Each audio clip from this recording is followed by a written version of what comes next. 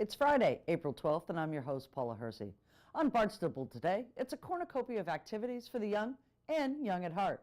Barnstable Recreation and Harbor Master news and events, and a reminder before you head out for your ORV permit for Sandy Neck. Now for a look at municipal and legislative news. Spring is in full bloom in the town of Barnstable. Blooming orange construction barrels are popping up everywhere. Marston's Mills, Cotuit, Hyannis, Centerville, West Barnstable, looks like every village has a project underway. Be sure to like the town's Facebook page or subscribe to e-news to stay updated on construction projects in your neighborhood or affecting your commute. A network of moms and toddler time, an egg extravaganza, and jumps, bumps, and skateboard. Something for everyone at Barnstable Recreation.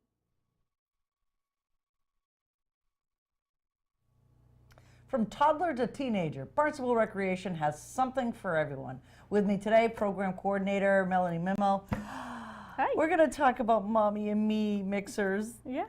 The pictures are super cute. Thank you. What is this program? It's just how it is. It's a Mommy and Me, but also a mixer too for other moms to meet other moms in the community. We get our kids together once a week.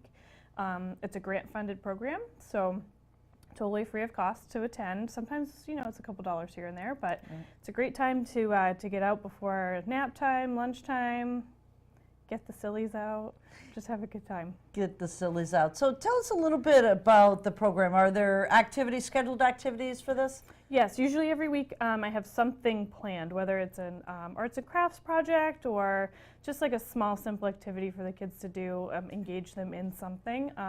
We do have a lot of free play. We'll sometimes set up stations for like Play-Doh coloring, that kind of thing. There's always something to do. So. What age group is this? We start as young as itty-bitty new babies. I think a week old was our youngest that we've had. All the way up to the oldest is about 3.5. So, wow. And we've had older sometimes on school vacations when you got the 5-year-olds kind of looking for something to do. More than welcome to come. And why is it important to get moms together? I mean, it seems, some people are like, oh, you want to spend your time with just your kid, but yeah, it's maybe not it, huh? No, mom's got to get out. Go stop at Dunkin' Donuts, get your coffee, come on over.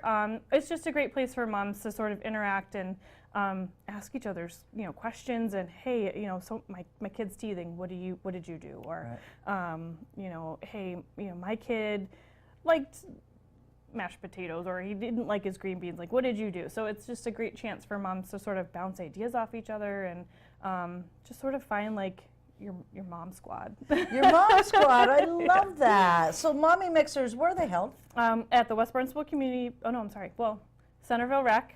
Right. On our off days where we're sort of displaced by other activities, we are in West Barnstable. So next week is at West Barnstable Community Building, and 9 to 11 every Wednesday.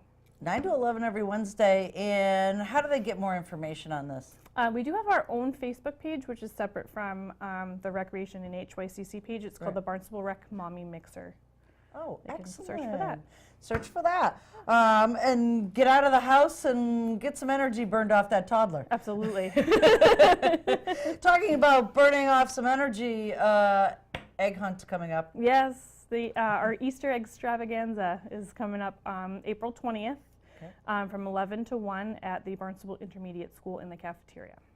Fantastic. And kind of give us an indication, age group for that. Generally elementary school. A lot of our activities are gauged towards, that kindergarten through 3rd grade. Arts and crafts, some carnival games, an outdoor egg hunt, more so of an egg gather than a hunt. But we do have the Easter Bunny and his sidekick Chick to take pictures with, which is great. So there was magic there a couple of years ago too, wasn't it? We used to have magic. We have a balloon twister. Ooh, artist. Even better. Yeah. Those are more fun because you can leave with that. Yes. Yeah. Excellent. And what time is that again? It's 11 to 1. 11 to 1, and that's at the Barnstable Intermediate School? It is. Fantastic. Yes. And then for the teenager, guess what? Skate park's open. Skate park, this is your favorite, I know. Yeah, it's our, I think it's our 20th year this year, 2019. Yeah, we Wow. opened in 1999, so 20 years. We're opening April 16th, Okay. and the whole week of school vacation we're open 12 to 8. 12 to 8, and then what are the regular hours?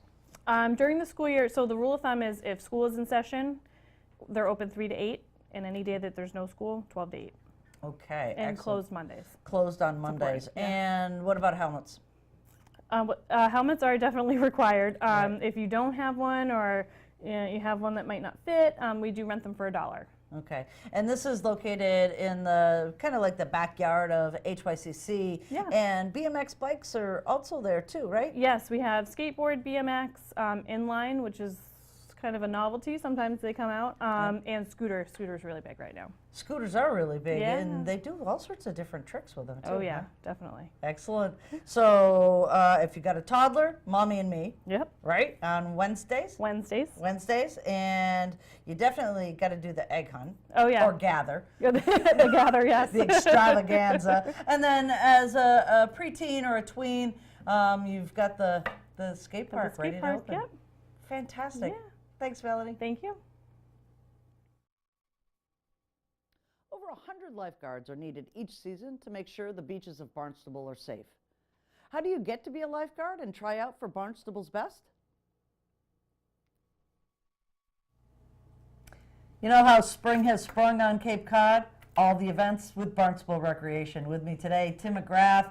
Things are heating up at Barnstable Rec. Absolutely. We're gearing up for spring events and for summertime. So let's start with a really fun race that happens on Patriots Day. Tell us a little bit about the running club and how this race is going to go off on Monday. Great. So we have the Patriots Day race on Monday. We have divisions for kindergarten, first grade, second and third grade, fourth and fifth grade, and then sixth and seventh grade. And so we get places 1 through 3 for that.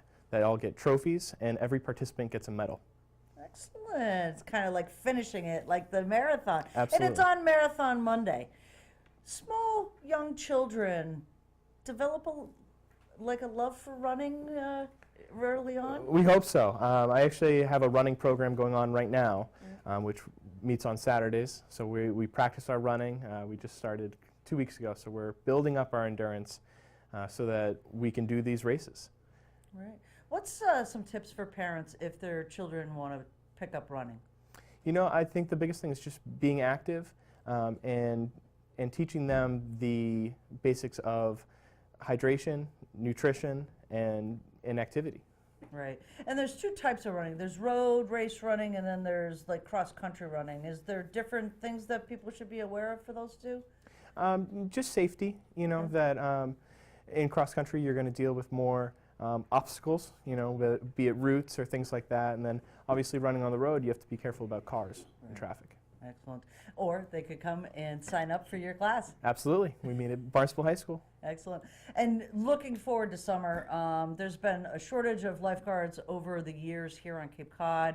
Barnstable Rec does a fantastic job making sure our beaches are safe. Tell us a little bit, tryouts are coming up for lifeguards, right? Right. So we've actually had 1 tryout so far. We have 2 more scheduled. So on May 11th and then June 1st, which the June one we have mostly returning lifeguards come to. But we try to get 105 lifeguards every summer. So we expect a big turnout, and that's what we're hoping for. All right. And what's kind of the path that young adults would find themselves if they wanted to be a lifeguard? How do you start kind of preparing for that? You know, really the biggest thing is swim lessons. Starting kids young with swim safety and general water safety. And then, you know, going back to being active, that the lifeguard, our lifeguards, you know, not everybody is a college level swimmer or high school level swimmer. That a lot of lifeguards are proficient swimmers, but not to be scared away by, you know, the college stars. That's not who we have on the beach. That all of our lifeguards are excellent in their life-saving skills and more than proficient in the water. Right. And some of our lifeguards have shown those life-saving skills over the past couple of summers as well. So tell us a little bit about those skills. What are those skills? Right, so we're all CPR certified, waterfront certified through the Red Cross, and our lifeguards practice each week at a different skill. So we do waterfront training the first week, then we do a little bit of fitness training the second week, then we're into spinal injury training the third week, more fitness the next week after that, and then we do CPR the last week. Right. And how many beaches does Barnstable Rec man with lifeguards? We have 13 manned beaches. 13 manned beaches, and how many lifeguards does that translate into? About 105. Wow. It looks like Right. it's going to be a busy season. We're hoping for beach weather. Yes, it's on its way. And let us know, again, the times and the dates for those and where the tryouts are. Great, so the tryouts are in two parts. The first part is at the Barnstable Senior Center, and that starts at 8:30, both on May 11th and June 1st. And then the second portion of that is at the YMCA, and that starts at 12:45. Okay. And just to go back to the race, where's everybody going to meet for that? At the Barnstable High School track. Okay. And if we don't have good weather, what happens? So unfortunately, if the weather is too bad to run the race, we will cancel. Okay. But we're hoping for sunny skies ahead. Excellent. Thanks so much, Tim. Thank you. Warmer weather, calmer waters signal that the boating season is about to get underway. Navigational aids and vessel permit decals are the topics with the Harbor Master's office this week.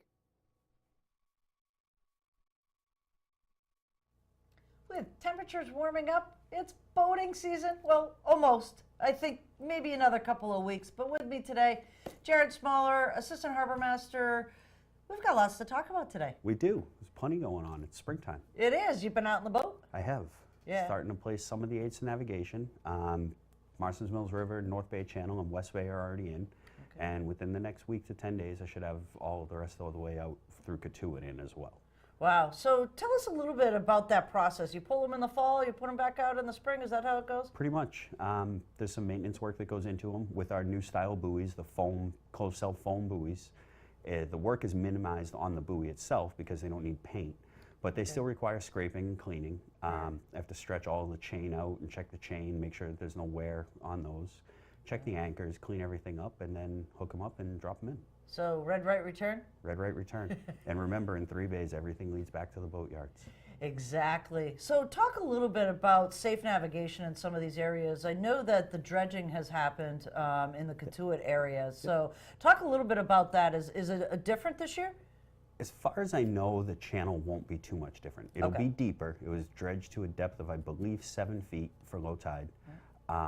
When I get out there, we'll take an assessment of it and we'll place the aids in to mark best water and best use for everybody. And then as we figure that out, and we'll refile the permits and change the positions on those as need be. Okay. And has there been any other dredging areas that will change a little bit this year? Nothing that was dredged this year that I know of. Okay. And as far as I can tell, there hasn't been too much shoaling that's gone on over the winter either. So everything still looked pretty good. West Bay hadn't changed. North Bay Channel and Marston's Mills River hadn't changed yet either. Right. We hadn't really had any of those major nor'easter storms. Right. That, No, you know, we had a carried pretty some quiet sand. winter weather-wise, so it shouldn't have changed too much. Excellent. And then there's a new vessel storage fee. It's for everybody. It's not is. just for mooring permit holders. It's for everyone who leaves a vessel at town property. Correct. If for saltwater only. Any town way to water or landing or boat ramp that you choose to store a vessel, whether it be a dinghy, a kayak, there's a few little Hobie Cat type things out there throughout town. You're required to have a sticker or a decal that is issued by our office. There are multiple reasons for it. In the past, we issued the standardized Coast Guard one and asked you to just write your name. What we found over time is Sharpies don't hold up. And we learned that the hard way. Right. The biggest reason for them is safety and identification purposes. So by having your name and contact information on it, we can identify you if it's adrift.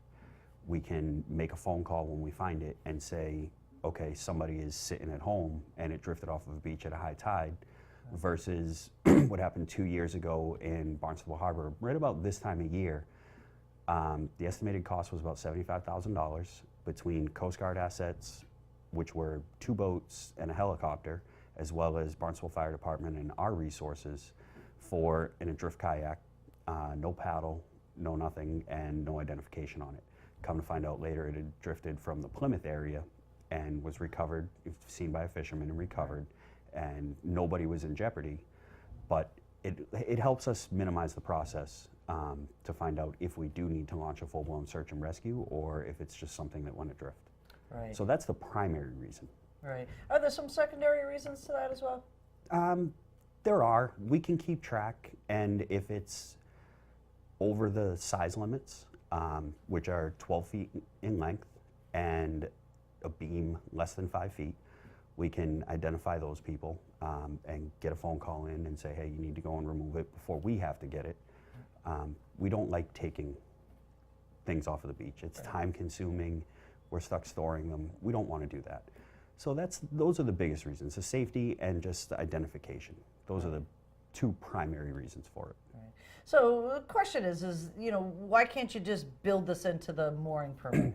Well, we can't generate and assign mooring fees based on certain areas, which is what would have to happen with this. Because if we raise the mooring fee by $25, which is what it costs for one decal if you are a mooring permit holder, if you don't hold a mooring permit, it's $50. So the people at Ropes Beach in particular, just off the top of my head that have the kayaks, it's a $50 fee if you're not a mooring permit holder. You get one decal with a mooring permit for $25.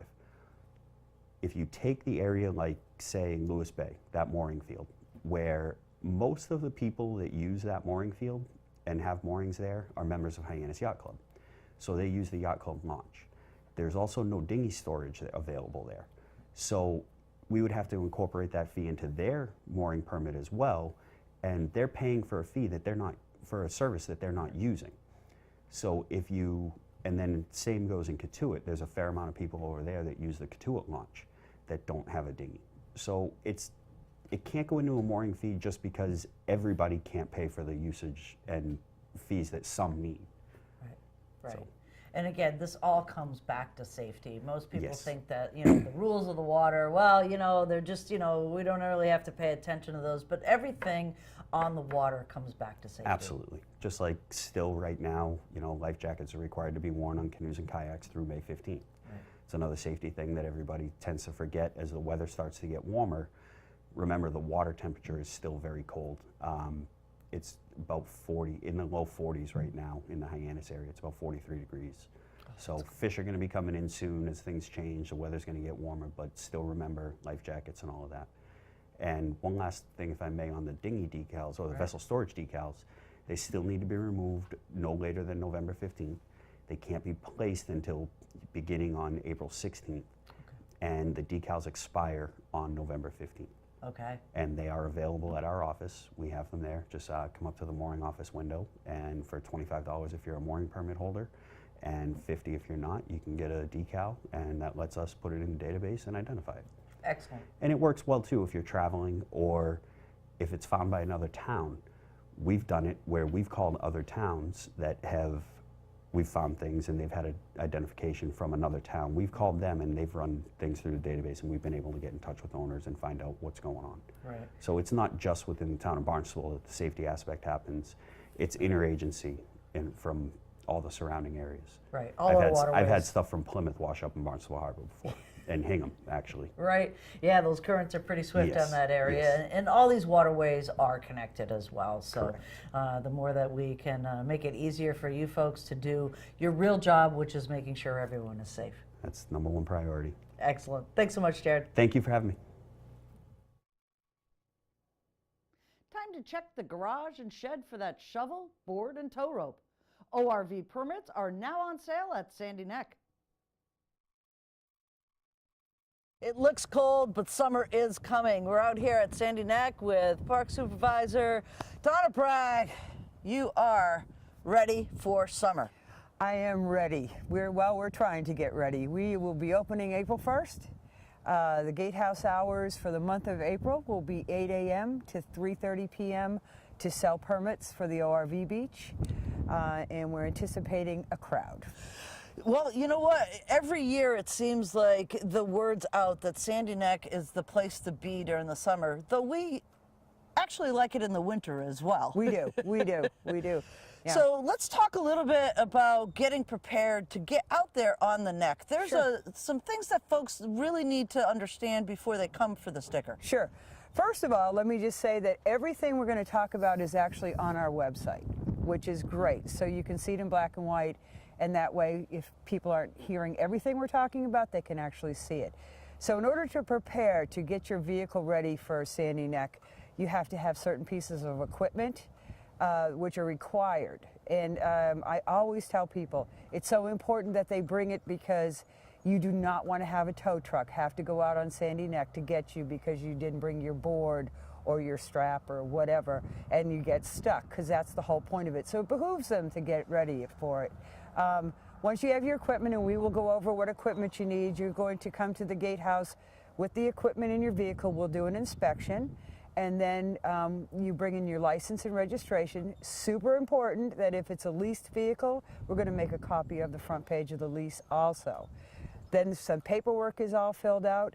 The sticker in hand, we give out the regulations, and we actually go over the highlights of the regulations, because everybody needs to remember that they are responsible for all the regulations that are in that book, whether they read them or not. Regulations have to remain in the vehicle.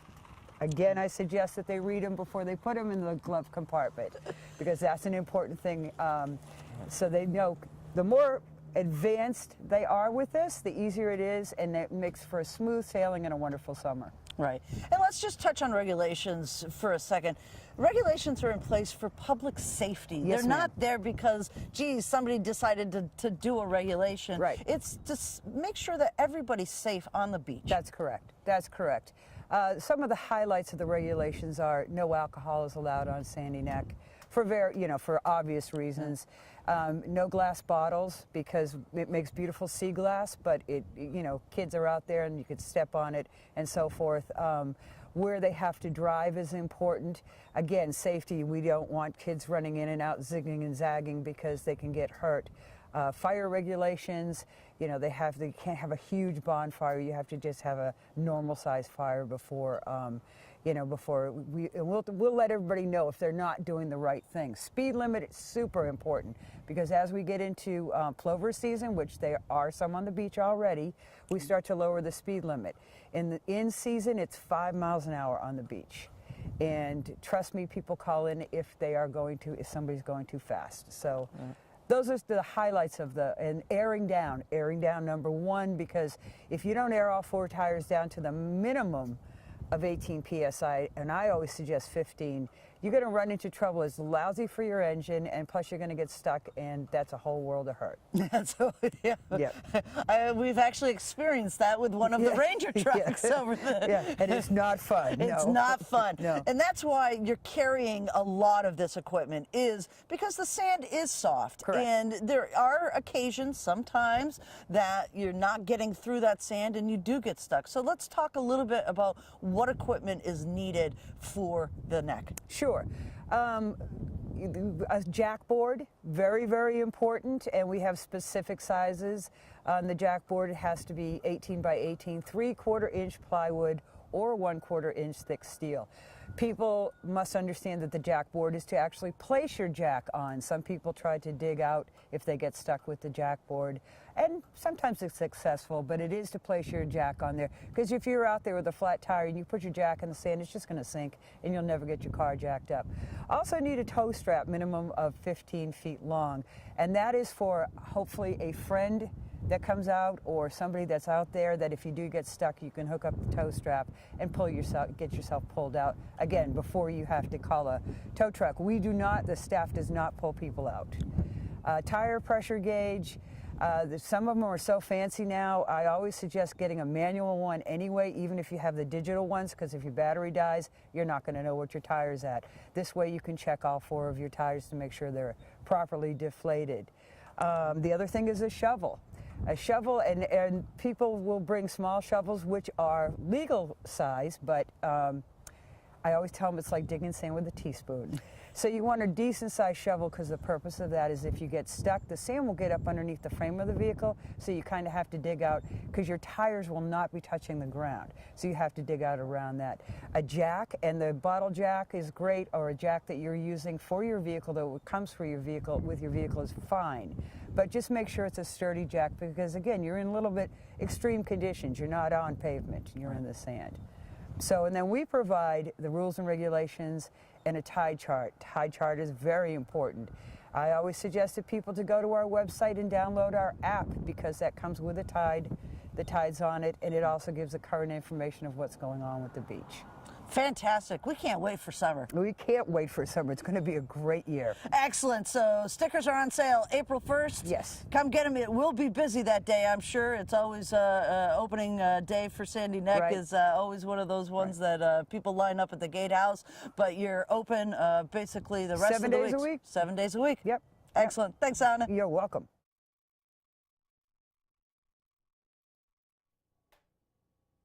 Here's a look at the upcoming meetings for boards, commissions, and committees.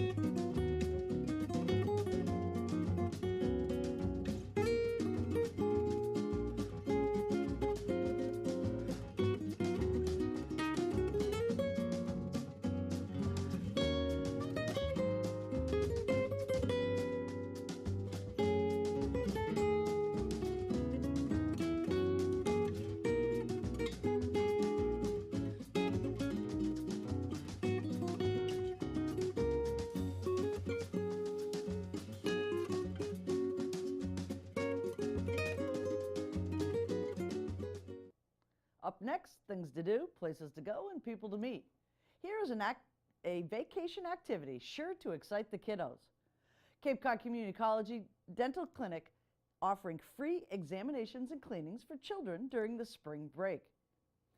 During April Vacation Week, the Wilkins Family Dental Hygiene Clinic at Cape Cod Community College will provide free examinations, cleanings, and sealants for children ages 3 through 17. All dental care the clinic is provided by the renowned 4Cs dental hygiene students under the supervision of licensed dental hygienists and dentists. Children who are scheduled for exams during April Vacation Week will be provided with an exam, cleaning, fluoride treatment, and toothbrush instruction, all at no cost to the family. A parent or legal guardian must be present. For more information or to make an appointment, call the Wilkins Family Dental Hygiene Clinic at 774-330-4371. Comments, suggestions, accolades, connect with us on Facebook, Twitter, and Instagram. Email us or send us an old-fashioned note by carrier pigeon. Channel 18 works. For you, I'm Paula Hersey, and thank you for watching Barnstable Today.